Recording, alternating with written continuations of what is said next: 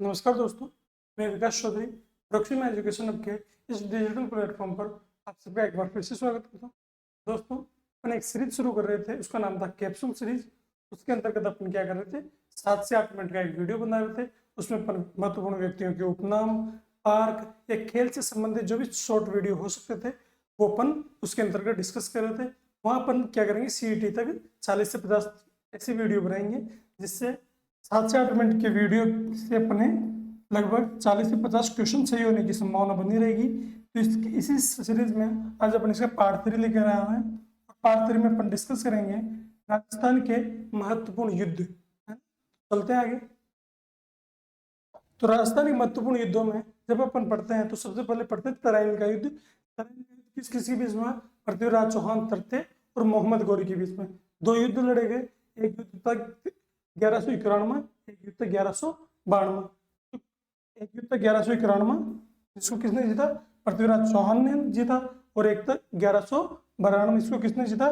मोहम्मद गौरी जीता। और यहाँ पर पृथ्वीराज चौहान हार जाता है और यहीं से शुरू होती है सल्तनत काल की। ठीक है। अब है अलाउद्दीन खिलजी। अलाउद्दीन खिलजी के युद्ध। अलाउद्दीन खिलजी के अपन 4 युद्ध राजस्थान में महत्वपूर्ण पढ़ते हैं। एक 1301, एक 1303, एक 1308 और एक 1311। जो 1301 का युद्ध है ये रणथंभौर का युद्ध है। इसे रणथंभौर का साका भी बोलते हैं। ये कब हुआ था? 1301 में हुआ था। किसके टाइम? उस टाइम रणथंभौर का शासक था हमीरदेव चौहान। हमीरदेव चौहान ने यहाँ पे किया था केसरिया।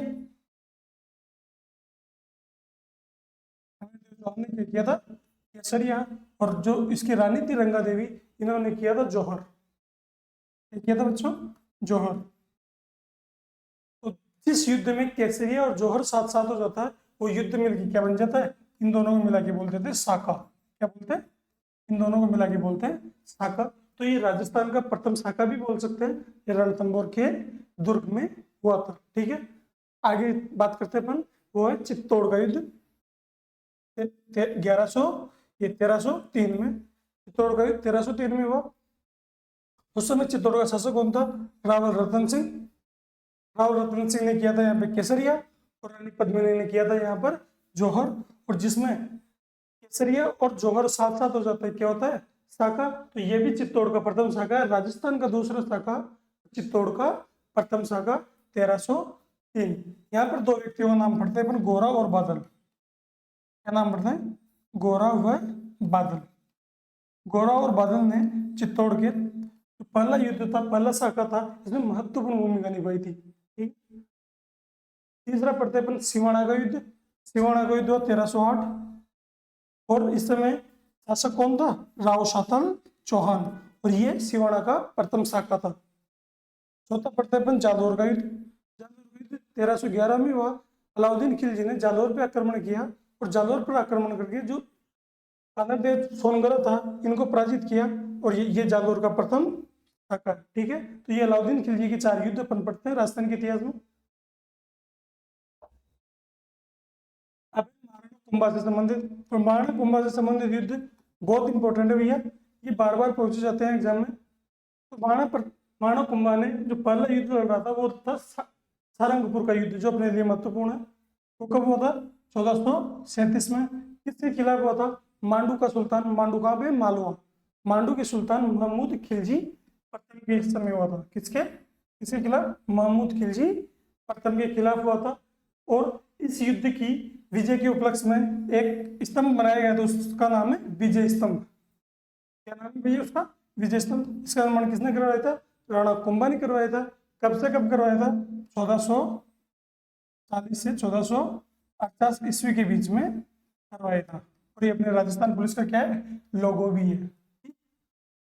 दूसरा युद्ध लड़ा था बदनौर या बैराटगढ़ का युद्ध। कब हुआ था ये? 1457 में। बदनौर बैराटगढ़। बैराट एक जयपुर में है, लेकिन ये बैराटगढ़ है। बैराटगढ़ कहाँ पे? ये भीलवाड़ा में।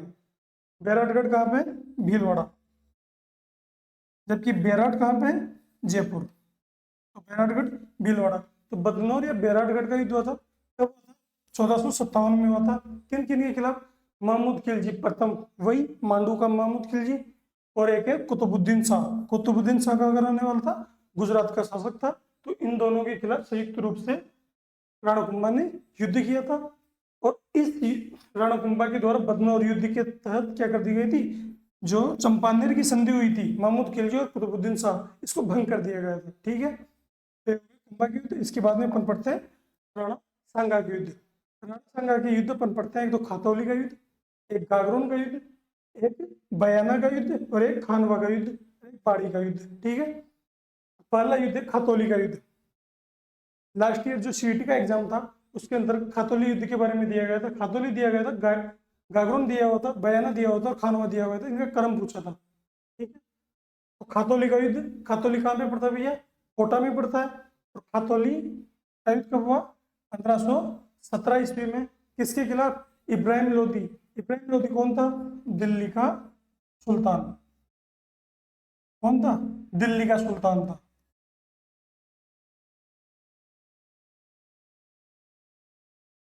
और राणा सांगा कौन था, मेवाड़ का शासक।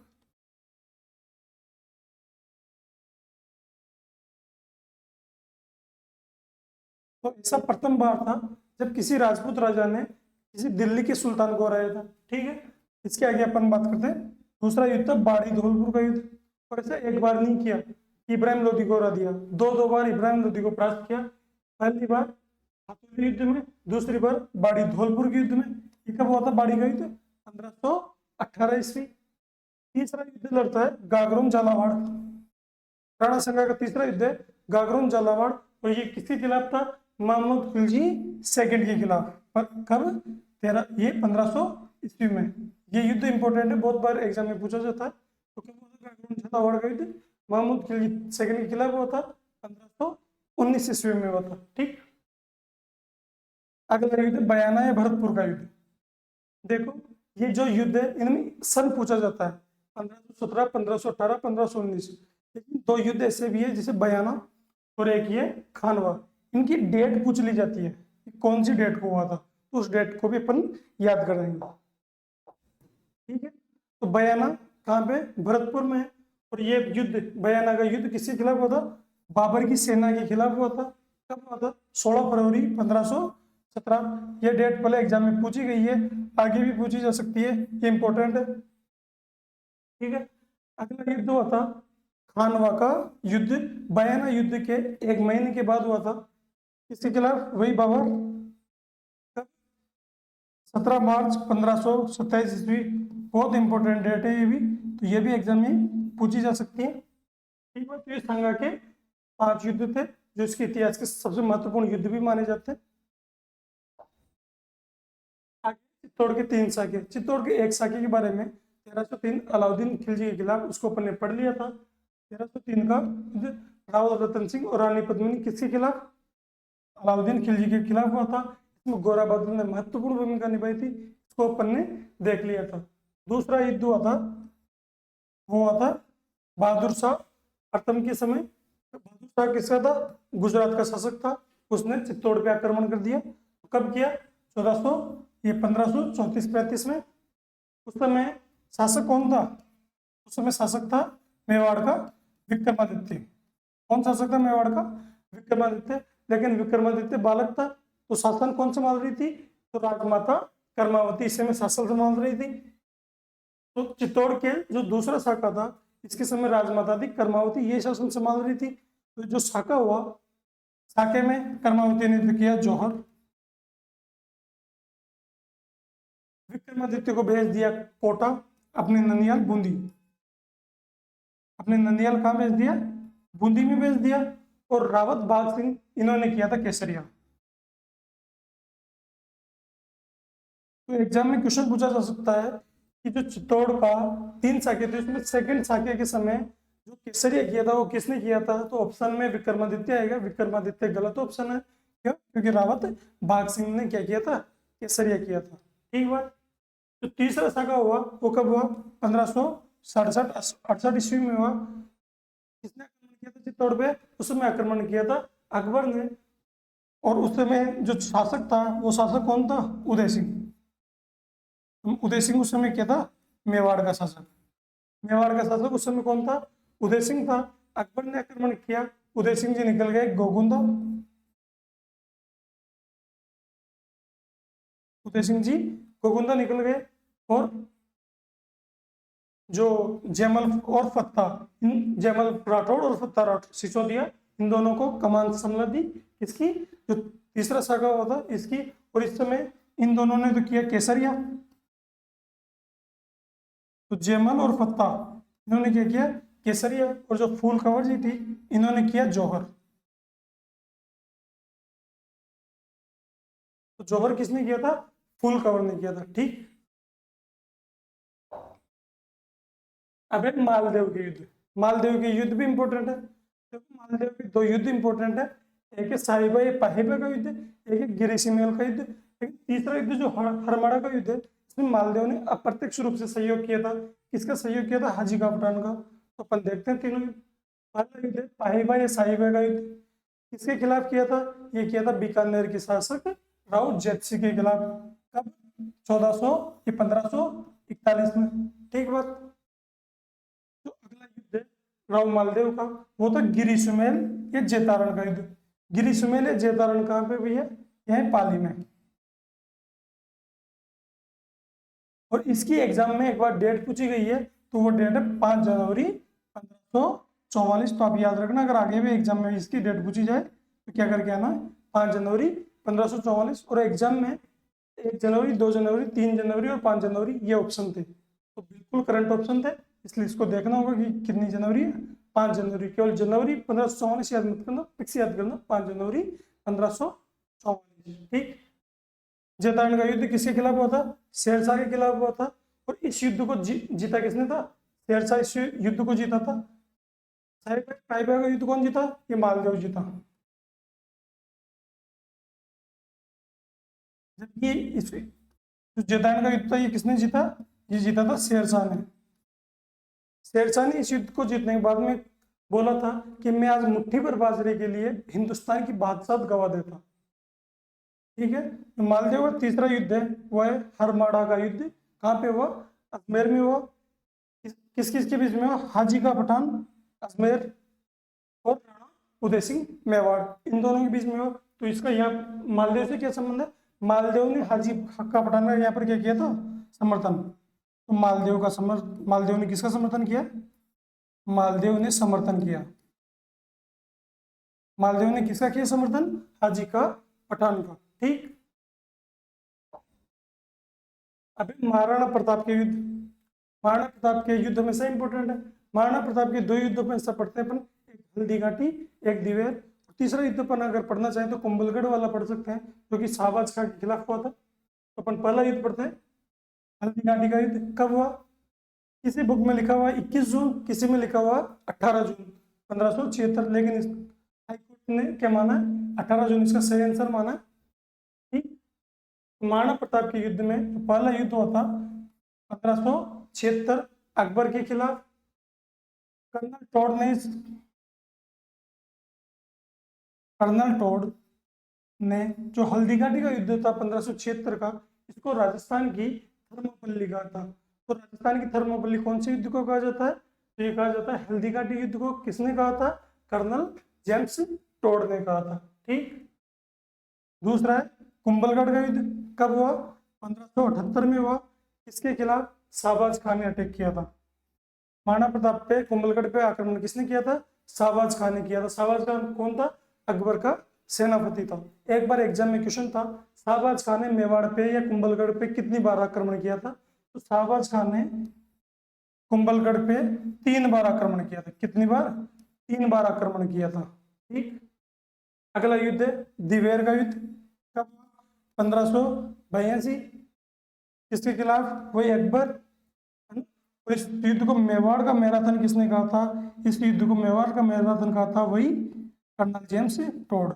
तो राजस्थान मेवाड़ का या राजस्थान का मैराथन किसे बोलते हैं, तो दिवेर युद्ध को बोलते हैं। किसने बोला था, टोड ने बोला था। दिवेर युद्ध किस किस के बीच में हुआ, अकबर और महाराणा प्रताप। इस युद्ध में एक सेना नायक निकल गया है, उसका नाम था अमर सिंह।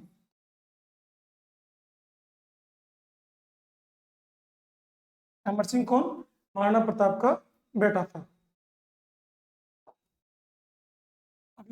3-4 क्वेश्चन जो छोटे छोटे एग्जाम में कभी कभी पूछ लिए जाते हैं, वो एक मतेरे राड़। मतेरी राड़ युद्ध कब हुआ? 1644 में हुआ। किस किस के बीच में हुआ?